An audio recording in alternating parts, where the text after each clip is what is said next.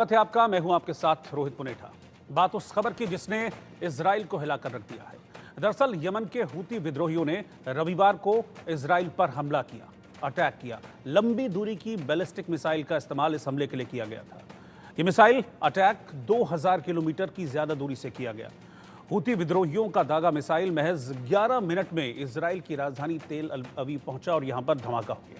ऐसा पहली बार हुआ कि हूती विद्रोहियों की दागी मिसाइल इजराइल के सेंट्रल तक पहुंची है। इससे भी हैरानी की बात यह है कि हूतियों के मिसाइल को इजराइल का एयर डिफेंस सिस्टम आयरन डोम इंटरसेप्ट नहीं कर सका, पकड़ नहीं पाया। हूती की यह मिसाइल इजराइल के डिफेंस सिस्टम को नाकाम करती हुई सेंट्रल इजराइल के एक खुले इलाके में आकर गिरी। हूती ने यह मिसाइल 2040 किलोमीटर की दूरी से दागी थी। हूती के मिसाइल अटैक से तमतमाए इजराइल के पीएम बेंजामिन नेतन्याहू ने हूती विद्रोहियों को इसके गंभीर परिणाम भुगतने की अब कड़ी चेतावनी भी दी है। सवाल यह है कि आखिरकार ये अटैक इजराइल पर हुआ, लेकिन इजराइल का डिफेंस सिस्टम आखिरकार इसको इंटरसेप्ट क्यों नहीं कर पाया। इजराइल के सबसे सुरक्षित ठिकाने पर हूती विद्रोहियों ने यह अटैक किया, यह हमला किया। राजधानी तेल अवीव पर लंबी दूरी की बैलिस्टिक मिसाइल से यह अटैक किया गया, मार की गई। 2040 किलोमीटर दूर से हूती विद्रोहियों ने तेल अवीव पर यह हमला किया। 11:30 मिनट में हूती विद्रोहियों की यह मिसाइल इजराइल के भीतर पहुंच गई। इस हूती हमले में इजराइल के सभी जो एयर डिफेंस सिस्टम है, जिसको बहुत मजबूत माना जाता था, वो पूरी तरह से नाकाम साबित हुआ। इस मिसाइल को इंटरसेप्ट नहीं कर पाया इजराइल का जो एयर डिफेंस सिस्टम है। पूरी तरीके से आयरन डोम नाकाम साबित हुआ और ये इजराइल के लिए भी चिंता की बात है। और साथ ही साथ अब हूतियों के इस अटैक ने इजराइल पर एक तरीके से जंग का एक नया मुहाना छेड़ दिया है। इसके क्या रिफ्लेक्शंस होंगे, क्या इसके परिणाम होंगे, क्या इजराइल घिर जाएगा या फिर जो इजराइल का एक स्टाइल है अपने ही स्टाइल में अपने विरोधियों को, अपने हमलावरों को जवाब देने का, क्या एक बार फिर से इजराइल उसी स्टाइल में नजर आएगा। मैं इस पर चर्चा करूंगा। मेरे साथ दो खास मेहमान इस वक्त हैं। मेजर जनरल रिटायर्ड JKS परिहार साहब, जो कि वरिष्ठ रक्षा विशेषज्ञ हैं, वो इस वक्त साथ में जुड़ गए हैं। और पथिकृत पायने विदेश मामलों के जानकार हैं, वो भी इस वक्त साथ में जुड़ गए हैं। आप दोनों का बहुत बहुत स्वागत है। लेकिन जनरल परिहार, पहले मैं आपके पास आ रहा हूँ। ऑलरेडी 1 साल से ज़्यादा वक्त हो गया है जब इजराइल जो है वो गाज़ा में उलझा हुआ है। हमास से लगातार उसकी जंग चल रही है। अब ये जंग का एक नया पॉइंट खुल गया है, एक नई विंडो जंग की खुल गई है। ये मुश्किलें खड़ी करेगी इजराइल के लिए। जी बिल्कुल, मैं कहता हूं कि ये जो इजराइल के ऊपर हाइपरसोनिक मिसाइल का जो अटैक हुआ है, ये न केवल इजराइल के लिए बल्कि पूरी दुनिया के लिए एक चिंता का विषय होना चाहिए, क्योंकि इतने स्ट्रॉन्ग जो लेटेस्ट मिसाइल्स हैं वो इस तरह के जो ग्रुप्स हैं उनके पास कैसे पहुंचे। या तो पक्का इसको ईरान ही इनको सारे वेपन्स दे रहा है और यहाँ तक दे दिए कि उनको एडवांस मिसाइल्स भी मिल रहे हैं। उसके बाद में ये मिसाइल पूरे 2000 किलोमीटर से ज़्यादा क्रॉस करते हैं सऊदी अरेबिया के ऊपर से और जाके इजराइल में अटैक होता है और इजराइल सिस्टम उसको इंटरसेप्ट नहीं कर पाया। तो ये तो बहुत ही बड़ा खतरा सारी दुनिया के लिए। इस तरह के हमले कहीं भी हो सकते हैं। और यमन तो एक वैसे तो एक काफ़ी गरीब देश है, अपना बड़ी मुश्किल से उसका चलता है, पर पिछले 14 साल से जिस तरह से वहाँ पर इंटरनल कन्फ्लिक्ट चल रहे हैं और हूतीज ट्राइबल्स के जो ईरान के साथ सपोर्ट के साथ उन्होंने सऊदी और जितने भी सुन्नीस हैं उनके ऊपर उनका हमला बढ़ता जा रहा है। तो ये इजराइल के खिलाफ नहीं है, बल्कि ये पूरे सऊदी अरेबिया, अमेरिका और इंग्लैंड इत्यादि का जो ग्रुप है उसके खिलाफ इनका एक ग्रुप बना हुआ है, जिसमें हिजबुल्लाह है, हूतीस हैं और IGR इसके शामिल हो जाते हैं। तो ये एक बहुत विश्व शांति के लिए बहुत खतरा है, क्योंकि आज आप वहाँ देख रहे हैं, कल के लिए ये आप हमारे साउथ ईस्ट एशिया में भी देख सकते हैं कि कोई देश का कोई भी ऐसा सिरफरा तानाशाह जो है वो आतंकी ग्रुप को जो इस तरह के सपोर्ट करेगा। रेड सी का पूरा जो जहाँ पर 15% ग्लोबल ट्रेड मूव होता है इधर से एशियन कंट्रीज से, वो इन्होंने हूतीज ने रोका हुआ है। शिप्स को ये उसमें से हाईजैक करते हैं, सामान उठा रहे हैं। तो ये केवल हूतीज एक सिंपल 6 लाख लोगों का वो ग्रुप नहीं होके एक बहुत बड़ा, एक मैं कहूँगा एक नासूर सा बनता जा रहा है और इसको हल्के में नहीं लेना चाहिए। पथिकृत पायने साहब, मैं आपसे जानना चाहूँगा कि इस अटैक के बाद इजराइल, बेंजामिन नेतन्याहू ये कह तो रहे हैं कि गंभीर परिणाम भुगतना पड़ेगा, लेकिन ऑलरेडी ऑक्यूपाइड है इजराइल, हम देख रहे हैं पिछले 1 साल से। क्या इस वक्त इजराइल इस कंडीशन में है, क्या इस अटैक का जवाब दे पाए? हालांकि तेवर तो वही हैं, लेकिन तेवर से सब नहीं होता। के ऊपर इजराइल ने पहले भी हमला किया है। ये करीब 1 महीने पहले रेड सी में उनका जो एक पोर्ट है यमन में, होदाइदा पोर्ट, उस पोर्ट में एक बहुत बड़ा हमला किया था इजराइल ने। और उस टाइम हौदीज ने कहा था कि वो भी एक रिवेंज अटैक करेगा।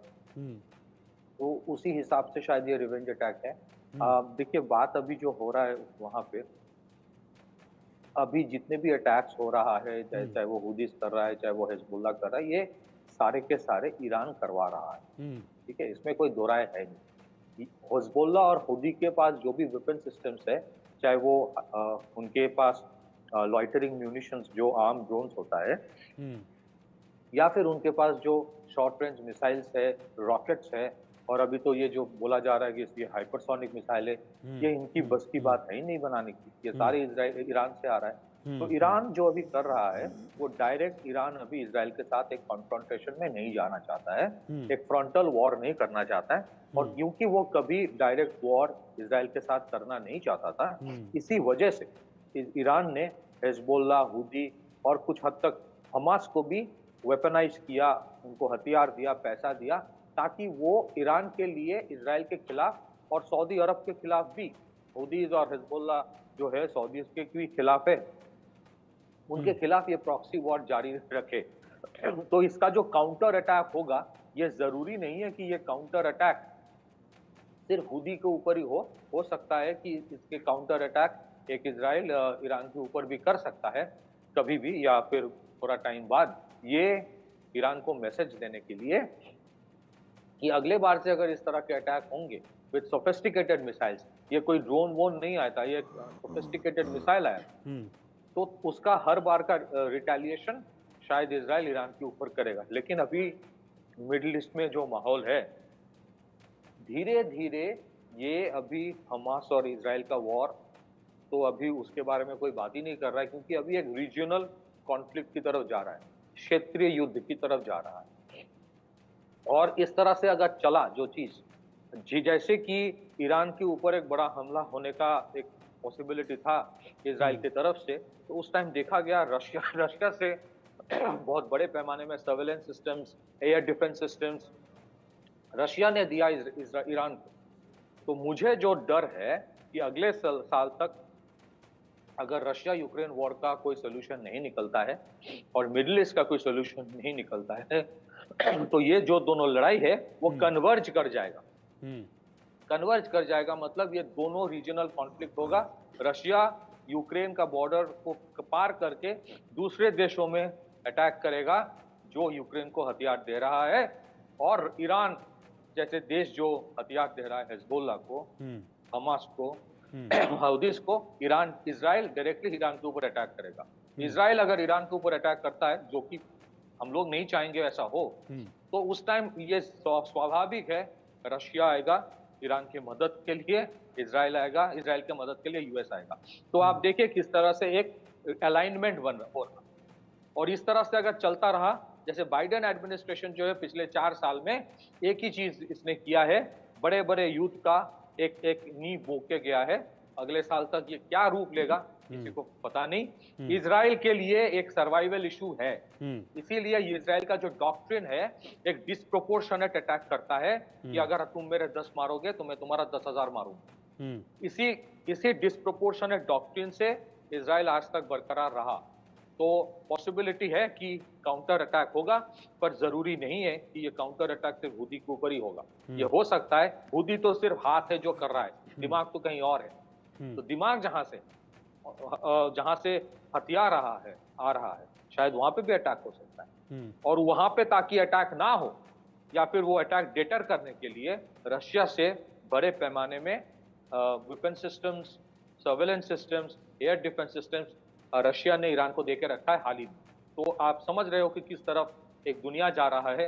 अगर ग्लोबल कॉन्फ्लिक्ट नहीं भी होता है, विश्व युद्ध नहीं भी होता है, तो बड़े बड़े क्षेत्रीय युद्ध बन रहा है, और जो भी अच्छा नहीं है देश के लिए, हिंदुस्तान के लिए भी, क्योंकि इसका डायरेक्ट इंपैक्ट पड़ता है सप्लाई चेन के ऊपर, ट्रेड के ऊपर, कमोडिटी की प्राइसेस के ऊपर, और इनवेरिएबली इसका इंपैक्ट इकोनॉमी के ऊपर पड़ता है।